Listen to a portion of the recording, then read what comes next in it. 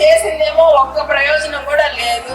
ఇప్పుడేమో కులం పేరు చెప్పుకొని వాళ్ళ పక్షం చేసినాము. పాపం వాళ్ళే ఆలోచించుకోవాలా, ఇవన్నీ చేసుకున్నటువంటి ఆ పార్టీ వాళ్ళే ఆలోచించుకోవాలా ఇతను ఎటువంటి మనస్తత్వం కలిగిన వాడు అని.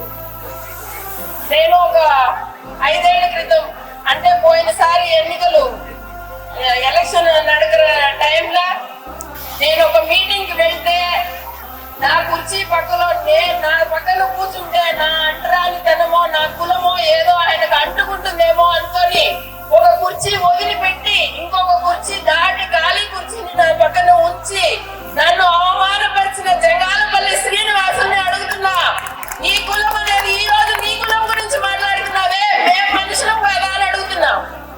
అవమానపరచడానికి కనీసం ఒక మహిళను కూడా చూడకుండా నేను ఏ రోజు బాధపడలేదు. ఎందుకంటే నేను జగన్మోహన్ రెడ్డి గారి మనిషిని అని నేను గొప్పగా చెప్పుకోగలను.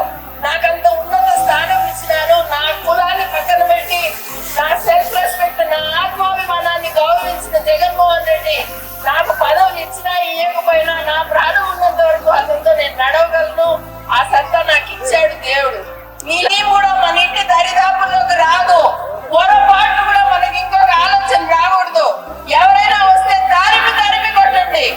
2019 ఎలక్షన్ ముందు చంద్రబాబు నాయుడు 10,000 సంవత్సరానికి వేస్తా అన్నాడు. లాస్ట్ లో 10,000 వేసి చేదులుకున్నాడు. ఇప్పుడు ఎన్ని చెప్పినా గానీ ఏది చేయడు. ఆయన మేనిఫెస్టోనే తుడిచేసి ఇంట్లో కూర్చున్న ఆయన ఎలక్షన్ అయిపోయిన తర్వాత ఇప్పుడు కూడా ఏమి చేయబోయేది లేదు.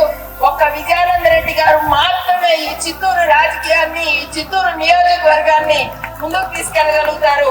అందరూ గుర్తుంచుకొని విఎన్ఆర్ గారికి మాత్రమే, ఫ్యాన్ గుర్తుకు మాత్రమే ఓటేయండి. మీ మనస్సాక్షికంగా చేసుకొని చెప్పండి, జగన్మోహన్ రెడ్డి మనకు చేసినంత ఎవరన్నా చేసినారా? ఏ స్కీమ్ అయినా, ఏ గవర్నమెంట్ అయినా వేసారా? కాబట్టి అందరూ మనస్ఫూర్తిగా గుర్తుంచుకొని ఫ్యాన్ గుర్తుకు మాత్రం ఓటేయండమ్మా. ఒకసారి